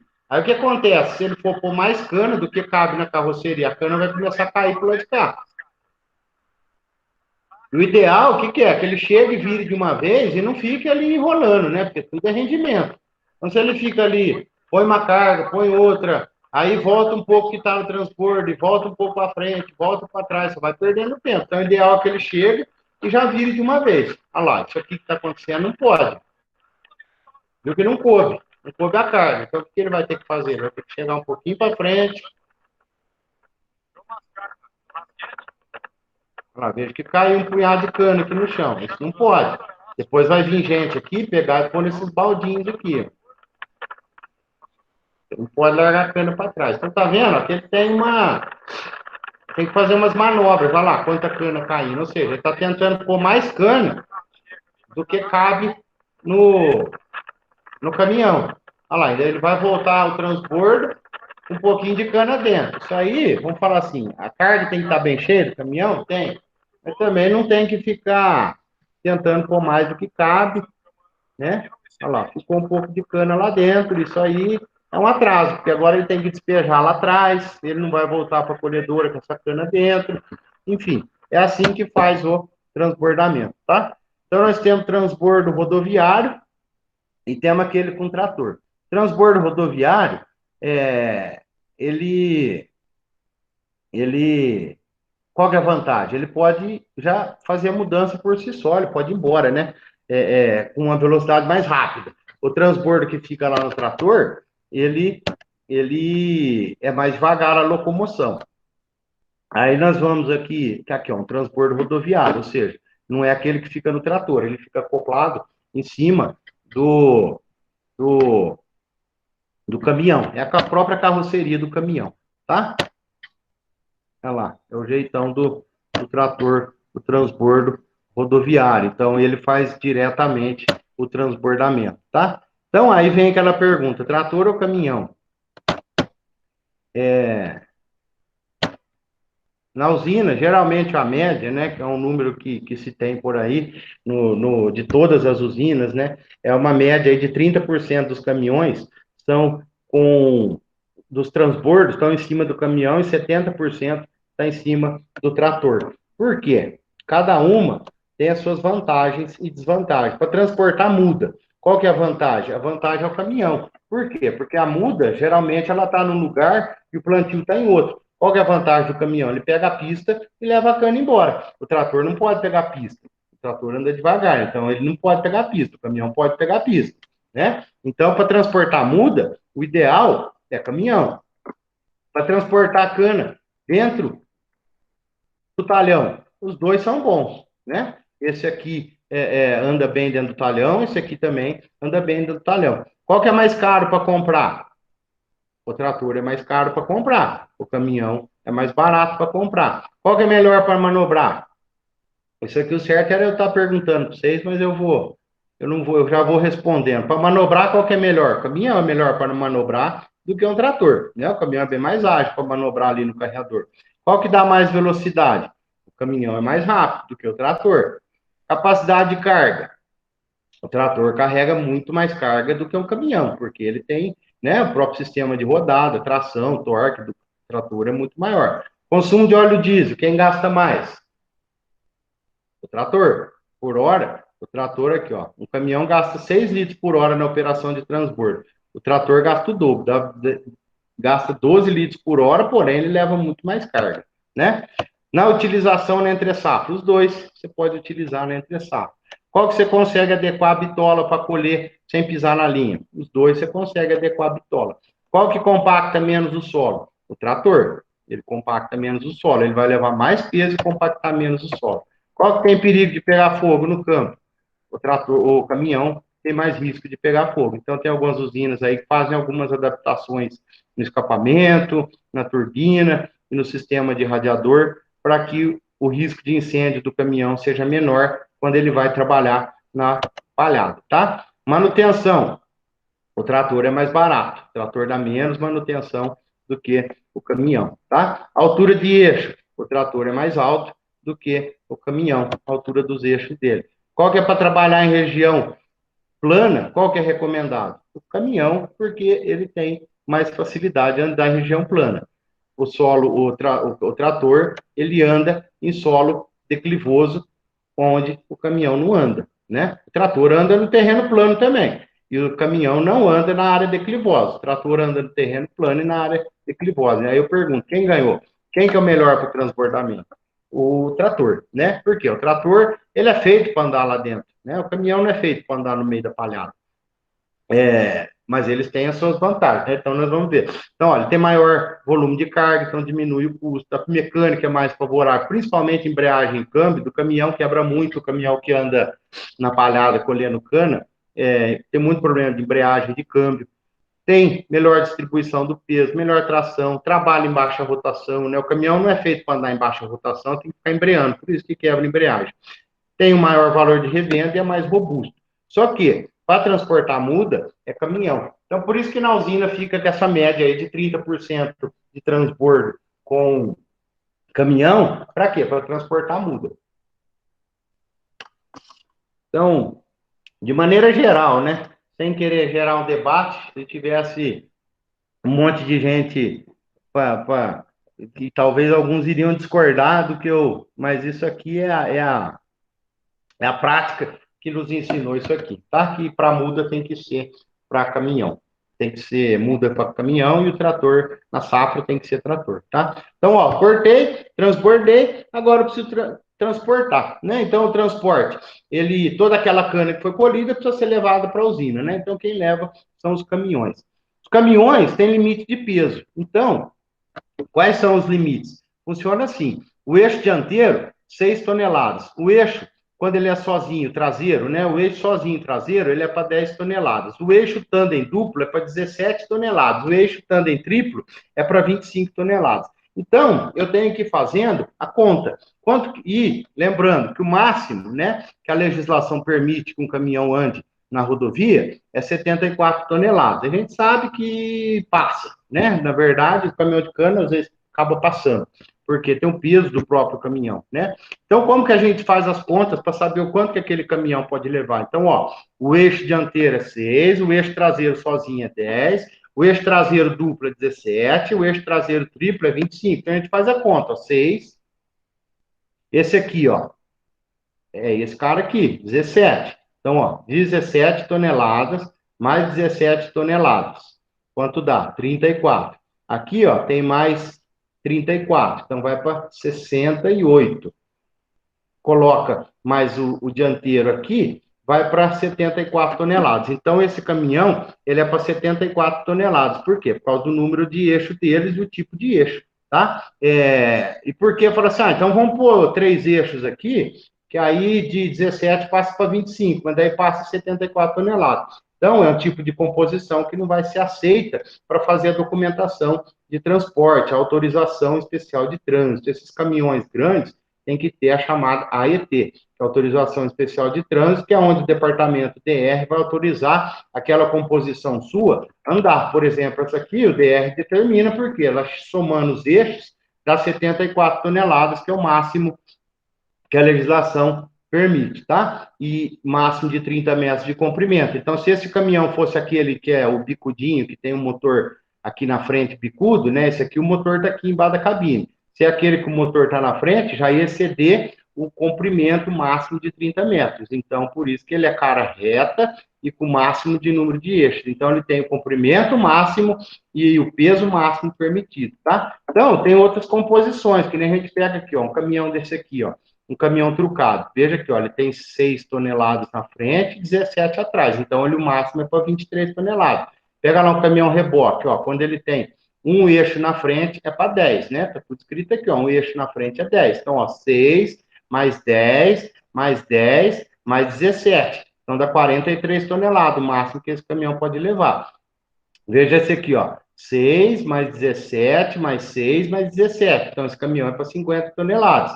Esse aqui, ó, um treminhão que a gente vê aí para as rodovias levando vinhaço, ó. 6 mais 17, mais 10, mais 10, mais 10, mais 10. Dá 63 toneladas no máximo. Esse aqui, ó, é o que pode transportar o máximo, ó, porque é 6 mais 17, mais 17, mais 17, mais 17. 74 toneladas. Então, essa composição aqui, ó, que é a mesma dessa foto que nós estamos vendo, é a que leva o máximo que a lei permite de peso bruto total. O que é o peso bruto total? É o peso do caminhão mais o peso da carga, ou seja, é o peso bruto. O que é o peso líquido? É o peso só da carga. O que é a tara, né? Que a gente vê a tara. A tara é o peso bruto menos o peso da carga. Então, lá, eu tenho um peso bruto de 70, minha carga tem 50.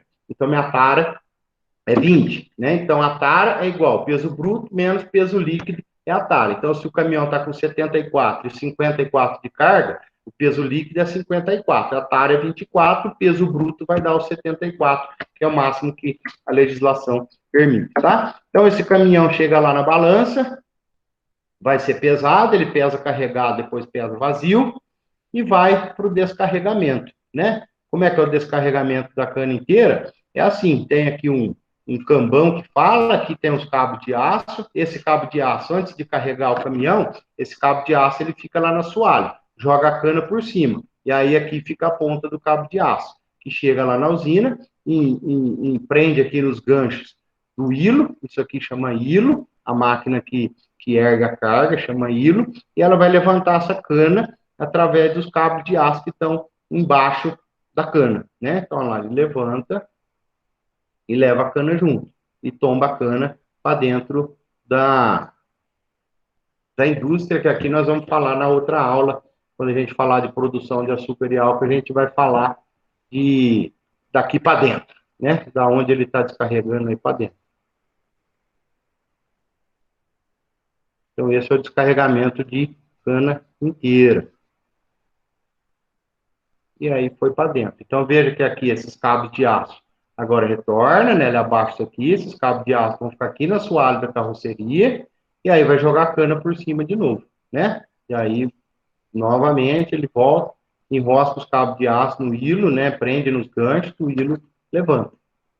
Então, esse hilo aqui são motor, né? Motor elétrico de 180 cavalos, para ter força para erguer a carroceria. E o da cana inteira? Da cana inteira é a mesma coisa, só que ao invés do cabo de aço ficar por baixo da cana, você põe o cabo de aço aqui na lateral da carroceria.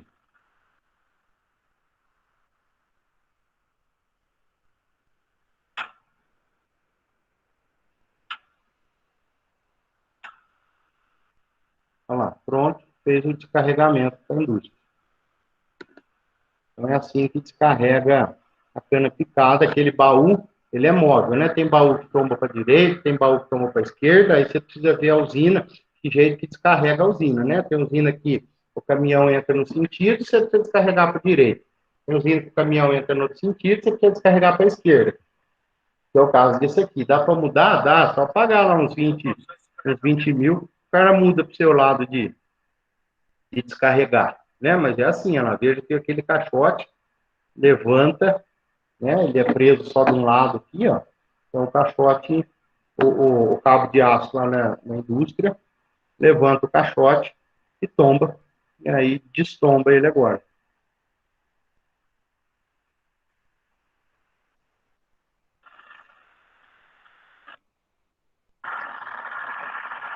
Então, olha lá, sobrou alguma coisa dentro, não pode sobrar nada, por quê? Porque agora, como o caminhão vai pesar vazio, é a hora que vai saber o peso da carga, né? Porque tem que ter todo esse controle de quanto de cana entrou na usina, para pagar o dono da cana, para a usina ter o controle de quanto está moendo. Então, o caminhão pesa carregado, pesa vazio, tira o peso líquido, né, e o peso da carga. Então, não pode sobrar nada dentro. Então, por isso que ele fez 2 vezes. Ele tombou, tá errado também, o certo é tombar no primeiro e tombar toda a carga. Então, é assim, olha lá, descarrega e vem a pessoa aqui e tira os ganchinhos do lado aí.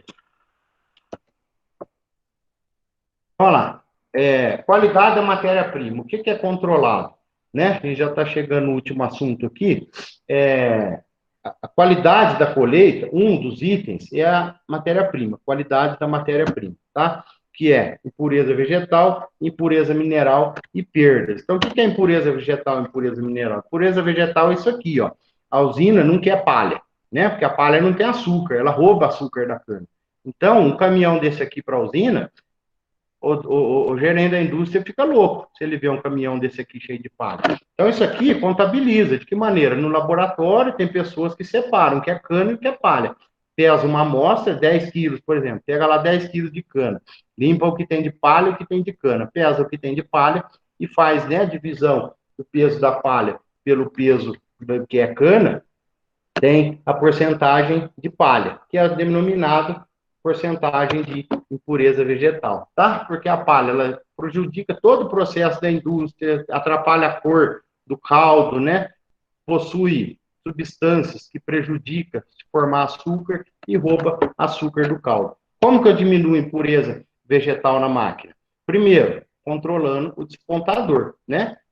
Lembra que o despontador nós mostramos lá é aquele que corta a ponta da folha da cana, né? Então veja aqui, no caso aqui, ó, a faca está aqui, então aqui tem um tambor que ele roda, aqui esses outro tambor, ele pega a palha, a ponta da cana, pega a ponta da cana, joga aqui nas facas e aqui faz o despontamento da cana. A gente sabe que é uma operação a mais para o operador fazer, muitas vezes ele deixa erguido, que não pode, né? Então, ele deixa o despontador erguido, mas é incorreto, né? Não pode fazer isso. O despontador, ó, ele tem que estar exatamente aqui, despontando a cana. Aqui o operador está com ele erguido, está errado, tá? Então, ele tem que estar aqui, esse despontador tem que estar aqui tirando a palha da cana, tá? Outra maneira, então, a maneira de diminuir a impureza vegetal, diminuir a palha, ligando o despontador e colocando o exaustor na velocidade correta para que seja feita a despalha, tá? Então, lembra que o elevador, o exaustor aqui, quando pica a cana, ele puxa a palha. Então, as duas maneiras de diminuir a impureza vegetal da cana é essa, o despontador ligado e o exaustor na velocidade correta para que seja feita a despalha da cana. Impureza mineral é a terra, né? É aquela quantidade de terra que tem na cana. Do mesmo jeito que a palha a usina não quer, a terra também a usina não quer, né? Então, veja uma cana dessa aqui, ó. Veja aqui uma imagem onde a gente consegue ver, ó. Terra, palha, né? Então, ó, tem pureza vegetal, que é a palha, tem pureza mineral, que é terra, e tem os palmitos, que também entra como palha, tá? Como que eu sei o tanto de terra que tem? Eu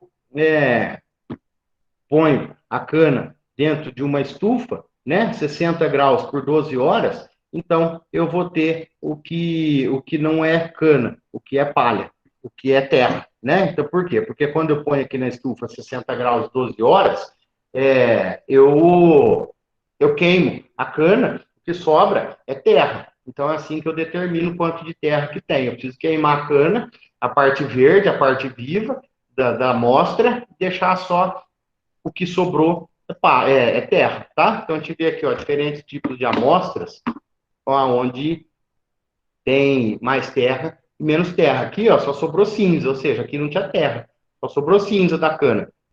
Aqui, ó quanta terra que tinha, que depois que queimou, apareceu tudo isso de terra. Então, isso aqui tem uma alta impureza mineral, né? A terra na cana é impureza mineral.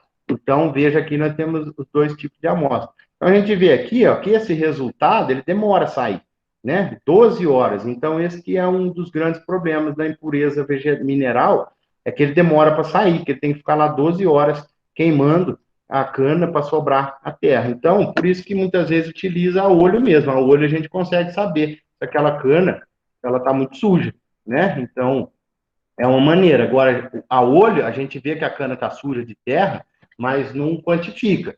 Para quem vai quantificar é o laboratório depois que queimar, tá? Então, a impureza mineral atrapalha, estraga a moenda, aumenta a torta de filtro, nós vamos falar o que é a torta de filtro, atrapalha a caldeira, porque a terra não pode ir na caldeira, depois você tem que tirar essa terra de dentro da caldeira, atrapalha no nível de açúcar, você paga a terra como cana, né? Se você está comprando a cana, se está cheio de terra, a usina está pagando a terra como se fosse cana, depois tem que pegar e jogar essa terra fora.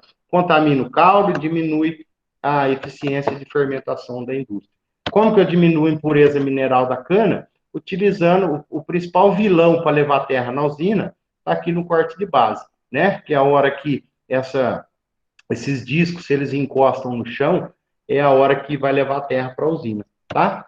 E depende, claro, depende de chuva, depende do tipo de rolo, depende da velocidade, depende de outros fatores também, né? Então, aqui, veja que esse aqui é onde o corte de base, né? O sistema de corte de base, onde apoia, onde prende os discos que vão ficar as faquinhas, ele tem um ângulo de ataque no chão. Então, se esse ângulo está muito inclinado, a tendência é pegar mais no chão. Se esse ângulo está muito em pé, a tendência é perder cana. Então, tem que achar um ajuste, um ângulo ideal, né, do sistema de corte de base, aonde ele corte a cana perfeitamente e leve menos terra para a indústria, tá? E a velocidade é importante. Como eu disse, qual que é a velocidade ideal? A que tem maior rendimento, com melhor qualidade e menor custo. Então, a velocidade não adianta falar se é 4, se é 8, se é 7. É aquela que tem melhor qualidade com menor custo, tá? Tem outros fatores também que atrapalham na impureza mineral da usina, por exemplo, aqui, ó. Esse ponto aqui, aonde está cheio de terra, essa terra aqui o corte de base vai passar, pegar, provavelmente vai para a indústria, né? Então, aqui, ó, muita terra no pé da cana atrapalha a impureza mineral também na usina, né? Veja que a hora que a colhedora passar aqui, vai pegar essa terra aqui e vai levar para a indústria. Então, por isso que precisa trabalhar junto o preparo de solo plantio com a colheita, né? Porque muitas vezes chega lá que tem muita terra, a culpa vai para o pessoal da colheita, aí o pessoal da colheita vai falar, não, a culpa não é minha, não, a culpa é do preparo de solo, que olha o que fez aqui, amontoou a cana no pé, a terra no pé da cana, então não tem como separar essa terra, né? Então, o preparo de solo é importante também para que não seja levada a terra para a usina. E, claro, manutenção do sistema como um todo, né? Não adianta nada eu ter tudo certinho, limpo, o sistema que limpa, mas tem todos os restantes, né? Tem um rolo, disco de corte, faquinha, tem que estar tudo em ordem, tá? Uma média aí de impureza que as empresas autorizam, fica aí por volta, né, vamos tirar o corte manual aqui, ó, mas de impureza mineral de terra de 8,5, de 0,8 a 1,5 é o número que a usina tolera, e de palha de 4 a 6% é um valor tolerável de terra e palha para a usina, ou seja, a cada 100 quilos, se eu levar 1,5 kg de terra, está ótimo. Se a cada 100 quilos eu levar 6 quilos de palha, está ótimo. Tá? Então, aqui nós falamos todos os problemas que causam a impureza mineral e vegetal, né? Isso aqui é outras impurezas que chegam junto da indústria que só causa problema lá na moenda também, e além de estragar a máquina e tudo mais. Isso aqui é resto que fica, não deveria ficar, mas é resto que cai e fica dentro do talhão, que lá na usina eles vão retirar. E por fim, uma última avaliação da qualidade da colheita, que se faz uma conta, que vocês vão fazer essa conta aí, lembre de pegar o papel e a caneta aí, para vocês anotarem a continha, o cálculo de perda de cana, que vai ter um exercício lá no teste que vocês vão precisar fazer. O que é a perda de cana? É aquilo lá que o Elton perguntou no começo, o desperdício, né, o que fica para trás. Por quê? Essa cana devia ir para a usina, e essa cana não foi para a usina, né? Então, vamos falar, você faz uma estimativa lá, você fala assim, você olhando assim, você fala, essa cana aqui vai produzir 100 toneladas no hectare. Aí vai para a solda da colheita e perde 10. Aí chega lá na usina e fala, mas ia dar 100 toneladas por hectare, deu 90. Cadê os outros 10? Perdeu. Então, como que perde? Perde de diversas formas. Então, quando entra uma equipe para fazer o levantamento, eles diferenciam o tipo de perda. Então, tem a perda de toco. O que quer dizer a perda de toco? Toco é aquela ponta que fica presa no solo, que deveria ter sido cortada e não foi. Ela ficou presa lá no solo. É um toco que sobrou. Esse toco ele tem bastante açúcar, não deveria ter ficado. E por que separa cada tipo de perda, né? Porque a perda de toco, qual que é o problema? O problema é no corte de base, o corte do pé da cana, tinha que estar mais para baixo, está muito alto. Então, por isso que você precisa saber, a perda foi de toco, você poder corrigir. A perda foi de cana inteira, o que aconteceu? Olha lá, cana inteira, ficou uma cana inteira para trás. Aí precisa ver, pode ser o problema do divisor de linha, que não separou essa cana acabou ficando para trás. Tem perda de cana ponta. O que é a perda de cana ponta? Lembra lá que o despontador tem que despontar a folha. Se ele desponta mais para baixo, ele corta a ponta da cana. Então, perda de ponta de cana, o que é? O despontador está sendo mal utilizado, está perdendo, o despontador não está despontando só a folha verde, está despontando a parte de cima da cana também. Perda de tolete, ou seja, é um pedaço de cana que foi cortado. Esse pedaço cortado, a máquina cortou, gastou óleo diesel para cortar, só que não foi para a usina. Aqui pode ser por quê? Pode ser que caiu do transbordo, pode ser que o transbordo não estava do lado da máquina na hora de tombar, ou hora de jogar o transbordo, o tolete no transbordo, o tolete caiu para o chão. Pode ter sido aquele assoalho onde leva a cana, pode ser que esteja furado. Aquele cesto aonde joga a cana picada, pode ser que ele transbordou e caiu o tolete. Aí você precisa saber o porquê que ficou o tolete para trás. Lasca, o que é lasca? Aquele pedaço dilacerado de cana. Geralmente é quando a faquinha ou o facão, aquele facão que fica lá no meio da máquina picando a cana, ou a faquinha que corta o pé da cana, não está molado. Então, se não está molado, tritura, esmaga, dilacera a cana. Então, você precisa saber. Por isso, vocês estão vendo que por isso que separa o tipo de perda. Perda de cana inteira, de lasca, de toco, por quê? Para você poder solucionar o problema. Se você junta tudo e conta tudo como uma coisa só, você só vai ter o número que está perdendo. Fala, estou perdendo 6 toneladas por hectare, mas está perdendo aonde? Então, por isso que separa o tipo de perda para saber exatamente aonde que eu estou perdendo. Que nem se está dilacerando cana, está formando lasca, é problema no corte ou de base ou no corte do facão. Pedaço. Pedaço é o que não se classifica em nada do anterior. Você veja que aqui tem um pedaço que foi arrancado e um pedaço que foi cortado. Então, aqui arrancou, aqui cortou. Aqui, então, tudo que não se enquadra nos outros é pedaço. Então, qual que é o cálculo que eu quero que vocês anotem aí? Para fazer o cálculo das perdas, perdas no campo, que qual é? Aquela que nós quantificamos. Porque tudo aquilo ali que nós separamos, nós vamos pesar, né? O menino lá no campo, a equipe de qualidade no campo, ela vai pesar isso. Como que ela faz? Ela demarca uma área de 10 metros quadrados, 3 por 3,33. Então, vê que vai dar 9,999 metros quadrados. Então, a equipe vai lá, demarca uma área de 10 metros quadrados e colhe o que tem e coleta o que tem aqui dentro de perda, né? Então, toda essa perda aqui vai ser contabilizada e eu vou jogar aqui em cima da fórmula, perda no campo. Dividido pela produtividade do canavial mais a perda, né? Que aqui é a produtividade absoluta. Por quê? O canavial produziu e você perdeu tanto. Então, você soma a produtividade do canavial, que é aquilo lá que pesou na balança, que o caminhão trouxe daquela fazenda, você vai ter a produtividade do canavial. Mais o que você perdeu, faz vezes 100, você tem a perda no campo, tá? Então, olha lá. E aí, você joga aqui nessa tabela. Se a perda deu menor que 2,5%, é uma perda baixa. Se deu entre 2,5% e 4,5%, é uma perda média. Se deu maior que 4,5%, é uma perda alta, tá? Então, o que se faz? O exemplo, ó. Então, eu fui lá no campo e pesei. Pesei o toco, cano inteiro, tolete, a lasca, foi na ponta, naqueles 10 metros quadrados, deu 8 quilos. Então, e a minha produtividade, depois que pesou toda a carga, pesou toda a fazenda, me deu uma produtividade de 98 toneladas por hectare. Então, o que eu faço? Esses 8 quilos, divido pelo 98, mais esses 8, né? Porque isso aqui eu produzi também. Por que eu tenho que somar a produtividade mais a perda? Porque eu produzi isso, né? Muitas usinas fazem o erro de dividir a perda só pela produtividade. Está errado, né? Por quê? Porque o que você perdeu, você também produziu. Então, você tem que somar o que você produziu mais o que você perdeu. Então, ó, perdas de 8, mais dividido por 98 mais 8, vai me dar lá 0,75. Aí eu faço vezes 100, dá 7,5%. 7,5%, eu venho aqui nessa tabelinha. É maior que 4,5%, então minha perda está alta, tá? Um outro exemplo.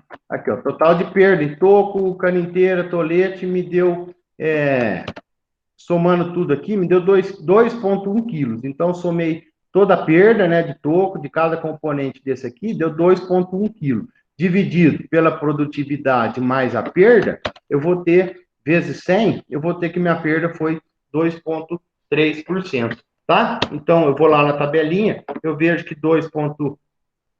aqui é 2, menor que 2,5, a perda é baixa. Então, aqui deu 2,3, então a minha perda nesse local aqui está alta. Então, vai ficar um exercício para vocês fazer como teste, tá? Está lá no teste de vocês uma continha dessa aí para fazer, onde vocês vão me falar se a perda está alta, média ou baixa, tá? Então, esse é o último slide. A gente termina a aula sobre colheita nesse ponto aqui. Se alguém tiver alguma dúvida, eu vou encerrar a gravação por aqui e a gente fica offline.